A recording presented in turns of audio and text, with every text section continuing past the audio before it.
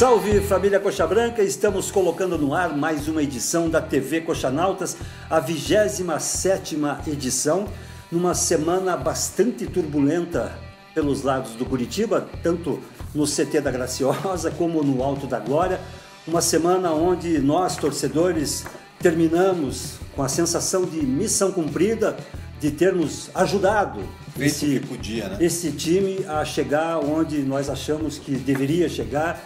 E, enfim, fizemos o nosso trabalho, terminamos esse trabalho com a sensação de missão cumprida, mas em campo... Decepção. Mais uma vez, né? A torcida foi lá... Vou até deixar as imagens da torcida rolando aqui, da Rua de Fogo, que o Honório fez uma live lá no Facebook. Aliás, e realmente o clima da torcida era algo sensacional. Eu falava antes do programa que o clima estava muito bacana ontem no Couto Pereira. O vídeo é longo, vou deixar rolando. O clima, a chegada do Coritiba no estádio foi impressionante. Mais uma vez o que a torcida do Coritiba fez. O problema é que parece-me que Couto Pereira lotado e o time do Coritiba não combina. São duas coisas... Mais uma vez. Mas isso não é de hoje, né? Exatamente. Parece que não combina. Não tem aquela propaganda. Será, né? Coritiba e Alto da Glória lotado. Nada a ver. Não funciona, né? Não, aí você recupera aquela entrevista do Erley há muito tempo, quando ele disse que naquela fase ruim de ter entalado naqueles 28 pontos, quando não saía dos 28 pontos, que o Erley chegou numa coletiva, chegou a dizer que era mais interessante jogar fora do Couto Pereira do que em casa. E aí a torcida se revoltou com razão e tal. Isso aí é um atestado de mediocridade só. Pois mas que time é esse que nós temos? Que time é esse que nos deram para torcer, né? Tá na cara que o problema não somos nós, o problema são esses caras que deram para o São Paulo aquela vitória, e a frustração vem também que a gente chegou uma época no campeonato que a gente já estava praticamente rebaixado. Ninguém acreditava mais. E foi aí o time começou a reagir, e daí chegou uma rodada que a gente estava praticamente escapado, livre já. Era 2% era mais um passinho à frente. 1,6%. Hoje estamos com 36%. Hoje eu vi 25%, só que isso considerando como se o Corinthians ainda estivesse disputando o título, como se o Santos ainda não tivesse garantido a vaga. Então o problema é essa última rodada do jeito que vai estar, né? Pois mas mais uma vez uma partida muito atípica, né? Com todas as ressalvas que se precise fazer sobre esse time do Curitiba, que a gente conhece, que todos sabem, não é novidade dizer que é um time limitado, que tem lá suas deficiências, da zaga ao último jogador, ao centroavante. Para alguns da zaga é o comando técnico, né? Daí se você entrar nesse mérito, você vai entrar lá na diretoria, né? Que é quem contrata, vamos ampliar da zaga à diretoria. Pois é, aí você vai responsabilizar a turma do Bacelar que trouxe toda essa turma, que montou esse time. Marcelo Oliveira, quando chegou com o time montado, ele está trabalhando com o que tem. Mas essa é uma outra questão. A questão temos uma semana de trabalho para uma partida que mais uma vez, a decisiva, né? Mas todo mundo já abrindo sua caixinha de fé, de esperança, de milagres e não achando mais nada lá dentro.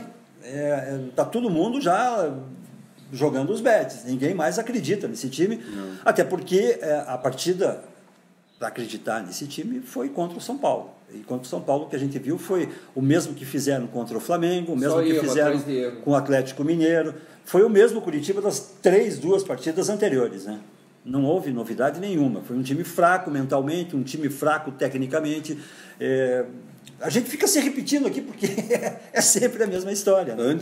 Antes de falar sobre isso, eu até queria pedir que o Marcelo colocasse o áudio aí para o pessoal escutar um pouquinho, assim, né? Depois da torcida, o que a torcida fez ontem na chegada do Coritiba. É impossível não se emocionar. Isso aqui Era um mar de gente. Eu estava em cima de um prédio do Bar Varandas ali na esquina da Mauá. Eu não sei o nome da outra rua, não sei se é Amâncio Moura. Amâncio Moura. Impressionante. Agora, sobre o jogo, eu vou dizer uma coisa para você. Primeiro de tudo, é de causar surpresa o fato da gente chegar na última rodada ainda tendo chance de escapar, pela falta de qualidade desse time. Dependendo só de nós. Dependendo só da gente. E isso, o que a gente percebe hoje em dia? Hoje, aqueles 7 jogos que o Curitiba ficou invicto foi um ponto fora da curva total. Né? Ontem, o que a gente viu no Couto Pereira é o que vem sendo a tônica do Curitiba nesse campeonato brasileiro inteiro. Um time sem personalidade, um time desatento, um time sem técnica, um time sem brio, um time sem raça. E isso foi o que eu vi ontem. Se tira ali o Wilson, que hoje é o concurso, e o Jonas, que ontem, né, especificamente ontem, o resto podia ter ficado em casa. Ontem até o próprio Wilson deu uma pichotada lá no primeiro tempo, numa bola que ele deu na fogueira pro Alan Santos. Logo no começo do jogo. Aquele Marcos Guilherme chutou na cara dele, ontem, ainda bem que pegou por cima. Para mim, ontem, o grande responsável pela derrota foi o Marcelo Oliveira. Sim. Eu sou um cara que gosto do trabalho dele, não nego isso. Você acha que ele está inventando? Não, demais? Eu acho que ele se perdeu. Por que ele se perdeu ontem? Eu acho que ele nem inventa, Marcelo, sabe? Porque a história da invenção que todo mundo se apega é aquela história do Dodô no meio de campo. Só que aquela é uma outra questão. Só que ali o Marcelo Oliveira tem... Então, são raras as opções que ele tem que tentar alguma coisa diferente. Mas o que eu acho que ele errou ontem? Primeira coisa, ele pôs o Curitiba para jogar de novo atrás da linha da bola. Todo o Curitiba. Retrancado, tentando explorar o contra-ataque, dando a posse de bola para o São Paulo. É o famoso medo de perder. Né? Dando a posse de bola para o São Paulo, para que o São Paulo desse campo para o Curitiba contra-atacar. Isso não aconteceu. São Paulo fez a marcação na saída de bola do Curitiba, né? Desde o início do primeiro tempo. Sérgio, a diferença para mim ontem de um time para o outro foi a qualidade técnica do Militão. Sim. E o São Paulo estava ali com o Militão, desculpa. Totalmente reserva, né? Ele estava com o Araruna, que é um jogador jovem, estava com o Shailon, que é um jogador jovem, e tinha mais um lá que agora me fugiu o nome. O Brenner, que era o menino da frente, que também tem 17, é um cara de 17 anos. Agora, o Jusilei, aquele que revelado pelo J. Malucelli, que jogou no Corinthians, o cara tomou conta do meio-campo do Curitiba. Do São Paulo. E aquele Cueva também incomodou a barbaridade. O Cueva é muito bom jogador. Agora, e aí o São Paulo tomou conta do meio campo. Aí quando o Curitiba perdeu o Alan Santos, que é segundo volante, o que o Marcelo Oliveira fez? Ele colocou o Edinho, que Mas tinha outra opção primeiro volante. Edinho? Claro que tinha. Primeiro, só um pouquinho. O Edinho é primeiro volante. O Edinho disputa a posição com o Jonas. O Edinho e o Jonas não sabem sair jogando. São dois quebradores de bola. Mas aí tem uma questão, Honório. Isso aconteceu no finzinho do primeiro tempo. Até ali o Curitiba já sofria para sair. Já sofria, Sérgio. Mas por quê? Porque o São Paulo marcava bem. Agora, se você tem um time que marca bem, que sabe jogar na minha cancha, e você põe 2 quebradores de bola, aí piora a situação. Aí piorou. Não, pois é. Eu acho, o Marcelo Oliveira disse que o time melhorou no segundo tempo. Eu achei que não. Não melhorou. Eu achei que não. Não melhorou. Para mim, o Marcelo Oliveira ontem foi muito mal. Aí ele coloca o Edinho, que também é primeiro volante. O Edinho não sabe sair. O Edinho não sabe jogar. O Edinho é um quebrador de bola. Ele tem. O Edinho pode ser um cara. Pega na experiência do Edinho, que nunca funcionou, né? Eu já escutei que o Edinho é uma das lideranças, que o Edinho é um cara bom de grupo. Agora eu vou falar uma coisa: me pague metade do salário do Edinho, que eu vou ser o melhor companheiro de grupo que você vai ter junto com ele. Não vai jogar nada. Exatamente. Não tem nem físico para correr. Agora é fácil você ser um bom companheiro ganhando um baita de um salário. Claro. Agora, dentro de campo que tem que resolver, quando não resolve. Precisa, né? Aí o cara já erra aí. Tá? Colocou 2 primeiros volantes. Aí você já não tinha saída na minha cancha. Daí matou de vez. Aí ele fez o golpe final. Qual foi o golpe final? Tirou o Iansassi, que até hoje não diz para que veio. Mas não tinha que sair, né? Mas é um armador, tá? E coloca o Galdesani. Só que daí o Marcelo Oliveira... Aí ficou complicado. Não, mas sabe o que é interessante? Aí o Marcelo Oliveira diz na coletiva que ele colocou o Galdesani porque o Galdesani sabe marcar, sabe chegar à frente para chutar em gol. Só uma coisa. Eu não vi em partida alguma, a não ser a vitória do Curitiba contra o Palmeiras, no primeiro o Galdesani turno, né? Chegando, chutando, aparecendo como elemento de surpresa. Não. Então ali, daí o Marcelo Oliveira que fez o quê? Recuou o time, né? Esses foram os erros do Marcelo Oliveira. E aí o terceiro, eu não digo que é um erro, mas me chamou muita atenção porque eu estava bem atrás dele. Curitiba tomou o segundo gol e mandou chamar o Iago.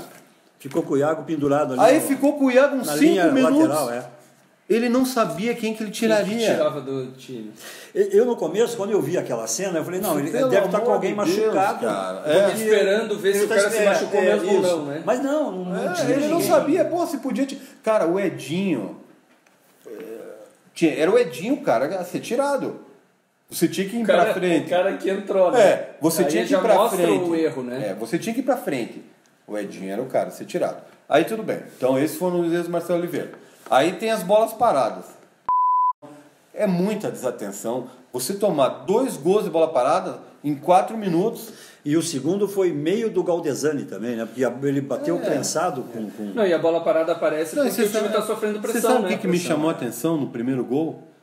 O Thiago Carleto é um cara de 1,70 m. O cara vai marcar o Militão do São Paulo que tem 1,80 m.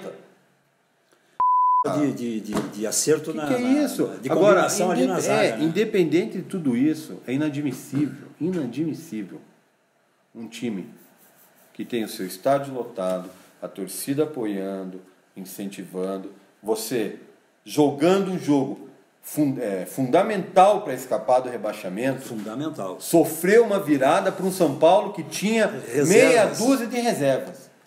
E mais... não é só reserva não, são jogadores que nem reservas eram. Esse Brenner é sub-17. Certo? O Prato não jogou, o Gilberto está afastado, sobrou pro tal do Brenner. Então assim, foi catastrófico o que aconteceu no Couto Pereira ontem. Foi aquele jogo para broxar, torcida, né? Foi aquele jogo para broxar qualquer torcedor. Eu mandei mensagem para vocês falando, eu estava agoniado no final do jogo.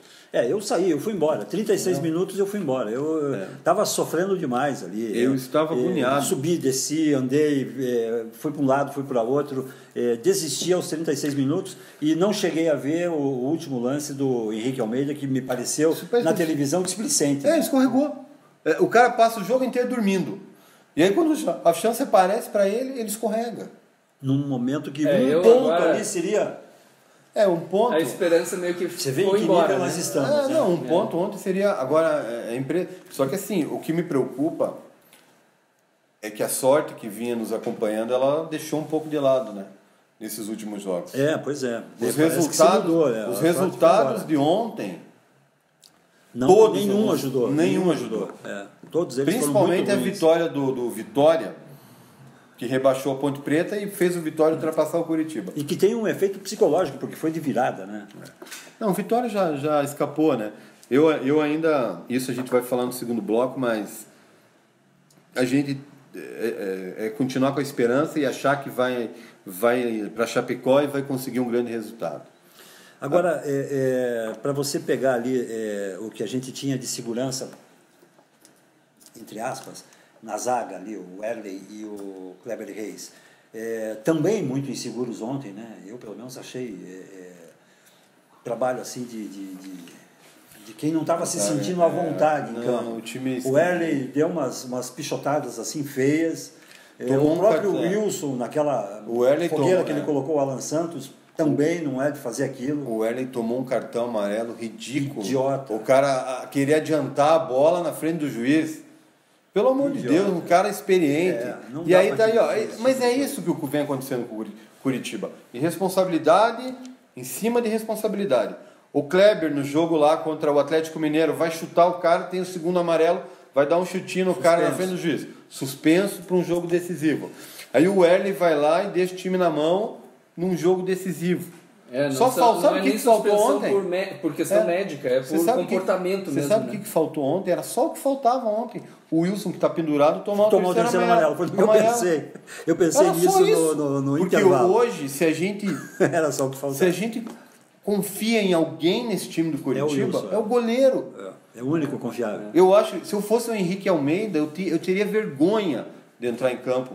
Porque se não tem capacidade nem para bater um pênalti, você tem que ter o goleiro do teu time para bater um pênalti. É verdade. O meu filho, que está me visitando aí, foi ao jogo ontem e O que esse goleiro está fazendo? O que esse goleiro vai fazer lá? É ele que bate o pênalti? Mas como assim? Aí contei a história para ele. Falei, olha, isso é histórico aqui dentro. Ninguém acerta pênalti. Nós já tivemos vários pênaltis a favor. Durante todo o campeonato. É o Wilson, nosso goleiro, nosso artilheiro. Ele bate bem, né? Ele bate bem. Apesar dele dar uma agonia porque ele não toma distância. Mas sabe o que ele faz, Marcelo? Foi esse cara, hein? Esse cara aí esse cara é o galã da TV Coxanautas. Não, é legal, vai finalizar o vídeo ali, não acha o botão. Não, aí complicou tudo. Mas era emoção, pô. Esse era o clima antes do jogo. Aliás, essa barba de volta aí é um protesto a essa situação toda que a gente está vivendo? Essa barba. Você tirou, agora voltou? Essa barba é para reafirmar o meu lado de esquerda. Eu sou um cara de esquerda, então a barba é para reafirmar. Se eu já levo porrada por defender o Marcelo Oliveira, agora eu vou levar porrada por defender e esse lado de esquerda, o que pode se usar dele agora para Curitiba e Chapecoense, por exemplo? O que um esquerda faria para resolver esse problema? Olha, a primeira coisa que eu faria era cortar a folga dos caras hoje. Segunda-feira não Segunda-feira todo mundo, 10 horas da manhã. Tô sendo legal. 10 horas da manhã todo mundo treina. E treinar pesado, entendeu? Fazer os caras treinarem pesado hoje. Primeira coisa que deveria ser feita. Eleger um por um ali dos que andaram em campo. E outra, colocava, Sérgio, em concentração desde hoje. Vamos ficar junto. Vamos lá analisar 1000 vezes a Chapecoense. Vamos treinar 1000 vezes a bola parada defensiva. E é isso que tem que fazer. Mas não, né? É uma diretoria mole, um presidente que nem sabe de onde quando está lá, ninguém sabe nada. Você acha que os caras estão preocupados? O que me deixa também muito preocupado é esse momento de transição política que o clube está vivendo agora. Eu não falo nem da competência ou não do Bacelar. O problema é que o Curitiba vai ter um novo presidente ano que vem. Com o time na segunda ou na primeira, se pegar o time na segunda, então, meu amigo,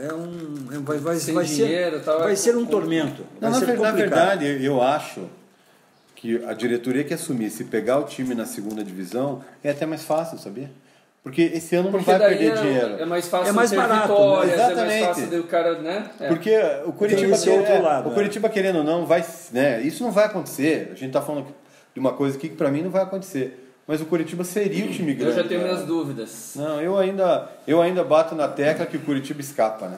Sobre eleições... Eu acho que está meio a meio, 50% de chance. Sobre eleições, chance de permanecer na primeira divisão, Curitiba e Chapecoense, adversários diretos ou indiretos, a gente fala no segundo bloco do programa. A gente já volta um instante só. Hoje eu vim pro campo bem mais cedo, beber com a torcida na mão.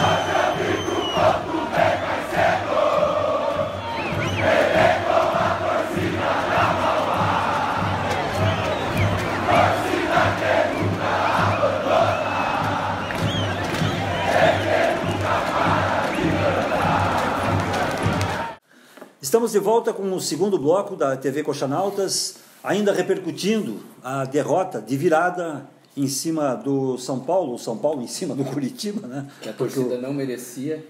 A gente começa esse segundo bloco reverenciando mais uma vez essa torcida que, de novo, mostrou uma força que muitos já duvidavam, embora seja interessante lembrar as duas situações que se criou de disputa, né, para ver quem colocava mais gente no estádio no sábado ou no domingo. É bom sempre lembrar que a situação anterior era de um clube recém-saído da Série B, depois de 10 anos chegando à Série A, quer dizer, uma motivação que qualquer torcedor gostaria de ter, né? E a situação do Curitiba era inversa. A situação do Curitiba vem de fugindo da degola, de 6 anos de tortura, de lamento, e consegue colocar 38 mil pessoas no Isso aí é a prova. cabal do amor ao time, né? Amor ao time. Agora não tem nem que discutir, me perdoem a torcida do Paraná, que aliás, que falta de educação, isso não merece nem ser comentado aqui no programa. Eu já até escrevi sobre isso e achei... Agora, a torcida do Coritiba é muito maior que a torcida do Paraná e é maior também que a torcida do Atlético. A torcida do Coritiba é a maior torcida do Paraná e ponto final. O que a torcida do Coritiba tem feito por esse clube, ano após ano, machucada como vem sendo, né, a cada atrapalhada das diretorias, é impressionante.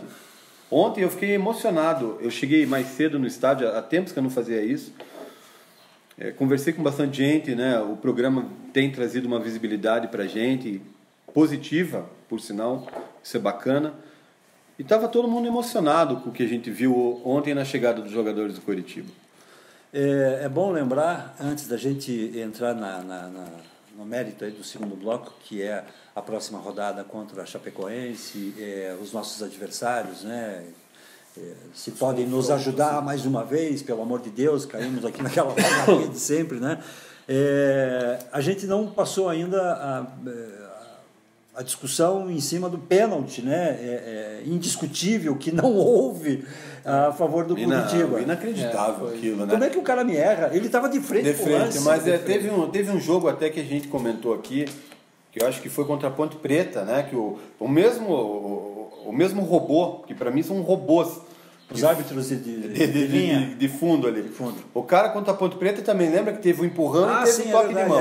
Não, o cara não deu. Foi contra o Atlético Mineiro, não foi? Não, contra a Ponte Preta. O Atlético Mineiro foi fora de casa.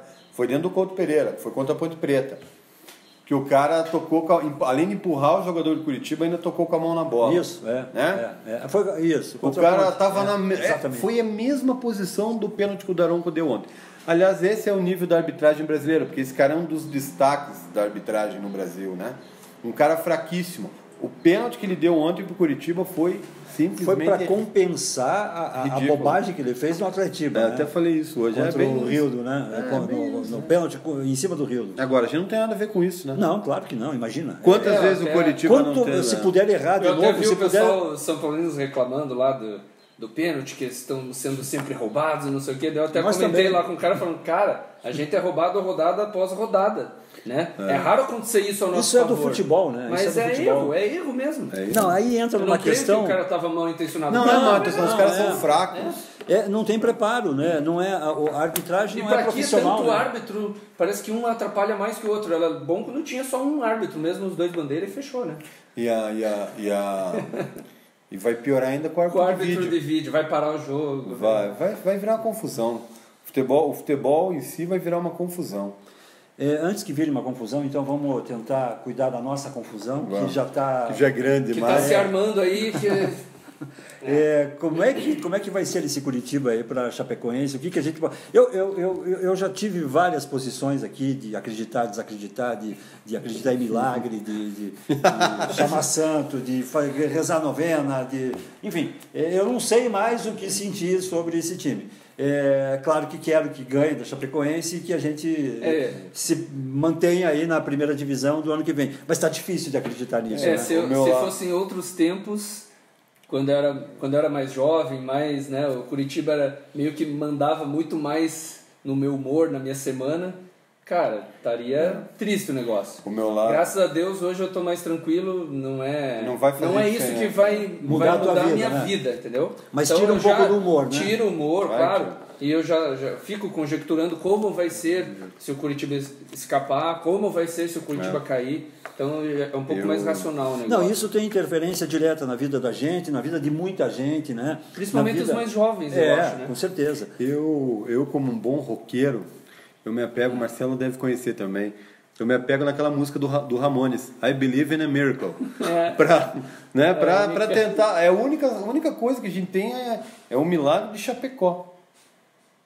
Porque, agora, olha a ironia, né? A ironia do destino. O milagre de Chapecó. O Coritiba, ele vai pegar um time que conseguiu, nas últimas rodadas, transformar um campeonato sem sal, sem sal, sem açúcar, numa disputa para a Libertadores. E pode ser a redenção dos caras, porque eles começaram do zero. E eu acredito que o Brasil inteiro, vai estar com exceção da torcida do Coritiba, vai estar torcendo para o Chapecoense.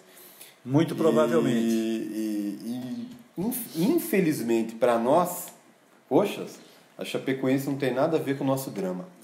Eu consigo me apegar nessas histórias porque o Curitiba é dono de pregar peças nessas situações, né? Quando o Curitiba, como você disse, não sabe trabalhar com uma torcida a favor de 38 mil pessoas jogando em casa, o Curitiba também tem um comportamento que a gente não consegue explicar, jogando fora em situações adversas como essa. Exatamente. Foi assim nos últimos anos. Surpreende, né? Surpreende. Mas aí você entra num outro mérito que é esse time especificamente, que a gente não consegue mais acreditar nele. Né? Não, mas não é essa questão, Sérgio, não é questão de que a gente não consegue acreditar.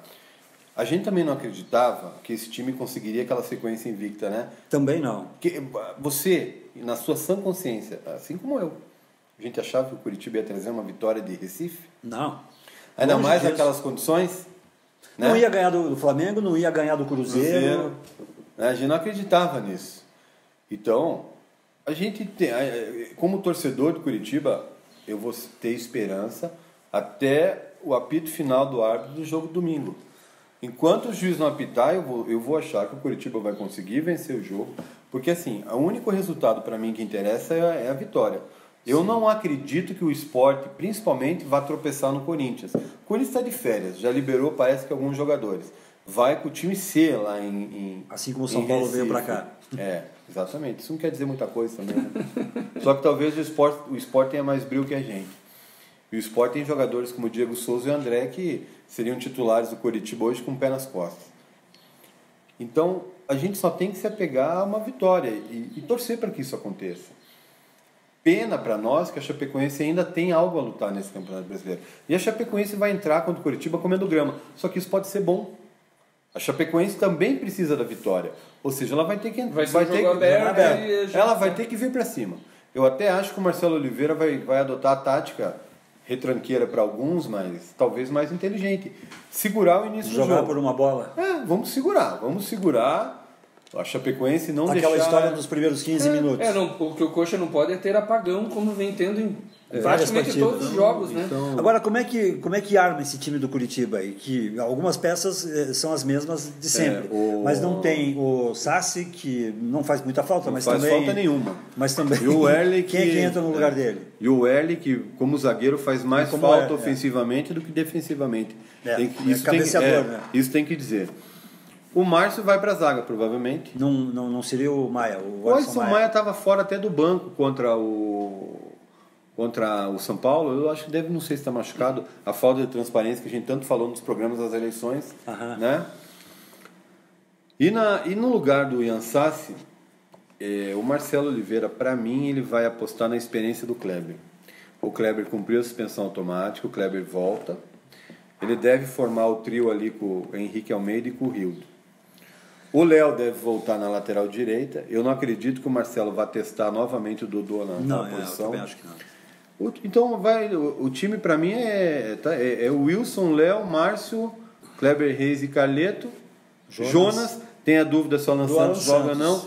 Se o Alan Santos não jogar, ele vai decidir entre o João Paulo e o Galdesani, que são, aliás, eu ia falar no primeiro bloco. Ele gosta do Edinho, hein? Isso é um perigo. O Edinho ele não vai fazer isso de novo. Isso é um perigo, hein? Eu até ia falar no primeiro bloco, acabei esquecendo.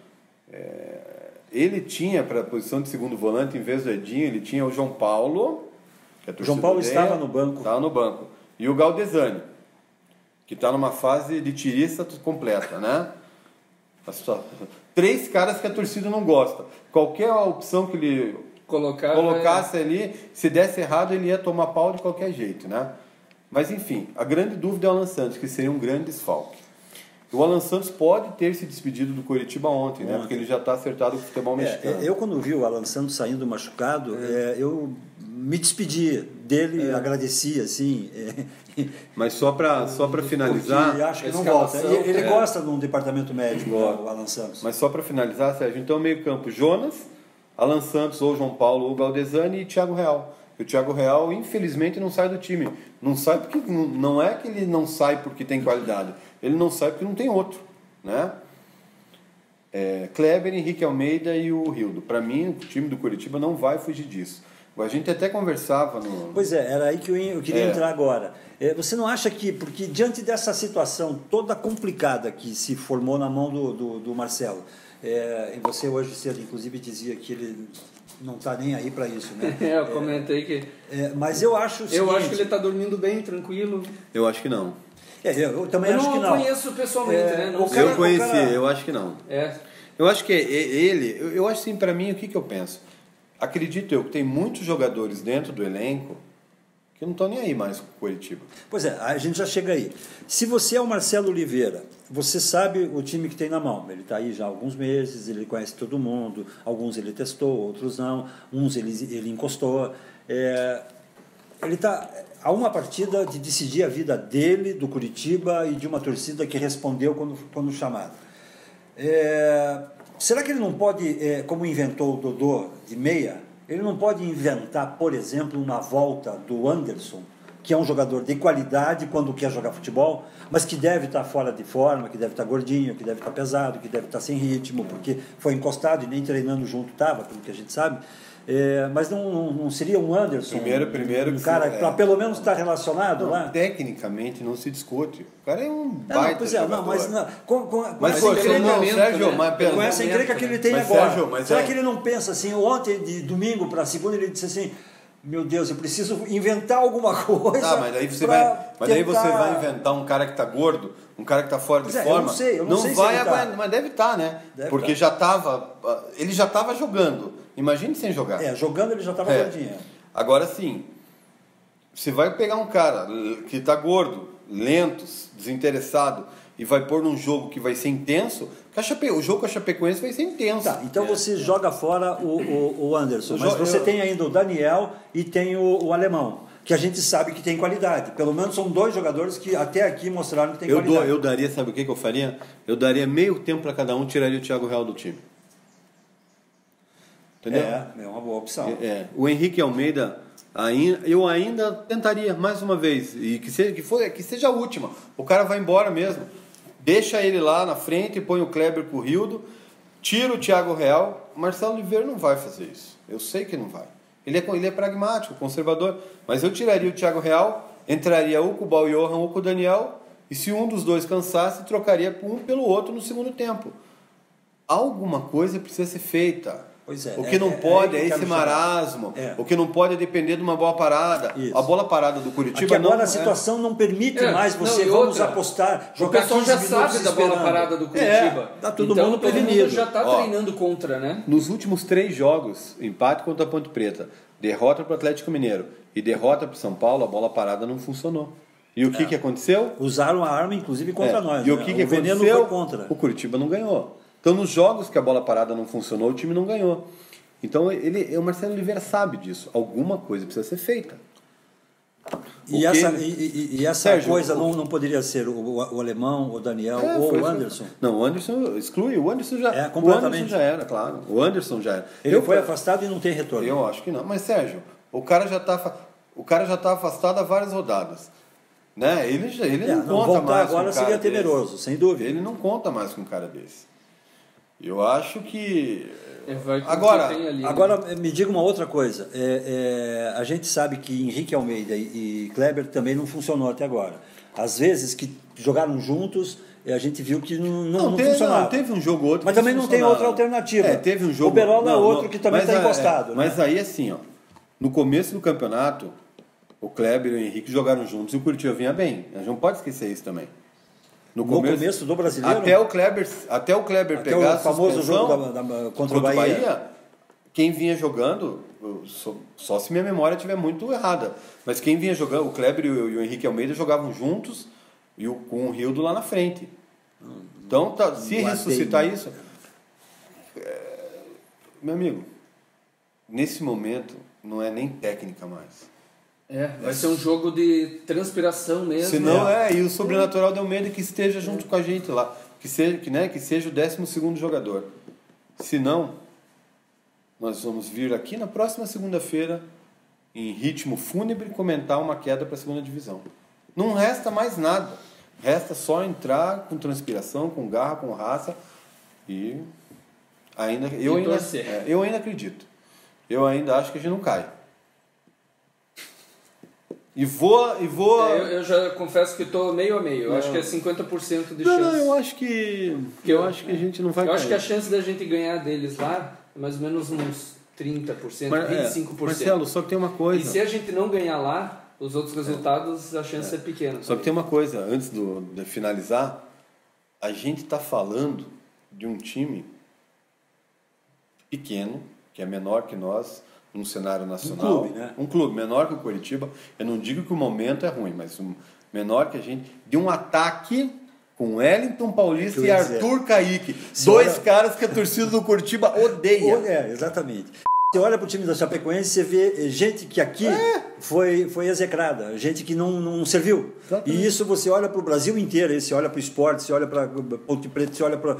Ninguém serve para a torcida do Coritiba. Ninguém serve. A torcida do Coritiba é complicado. Eu vi um torcedor falando do Kleber Reis ontem, é um baita zagueiro, entendeu? Mas para a torcida ninguém serve. É difícil jogar aqui. Para a torcida do Coritiba, ninguém tem condições de jogar no Coritiba. Bom, a gente encerra mais essa edição hoje de forma especialíssima, né? Porque não tem mais o que dizer, né? Não tem mais o que esperar. A gente coloca só o coração, como disse o Marcelo, é um jogo de transpiração, de doação, de alma, porque é com o que a gente pode contar só. Espero que esse espírito da torcida entre no sangue, na alma desses caras que entrarem contra a Chapecoense. A gente espera encontrar com vocês na semana que vem de forma diferente. Nos vemos por aqui. Um abraço.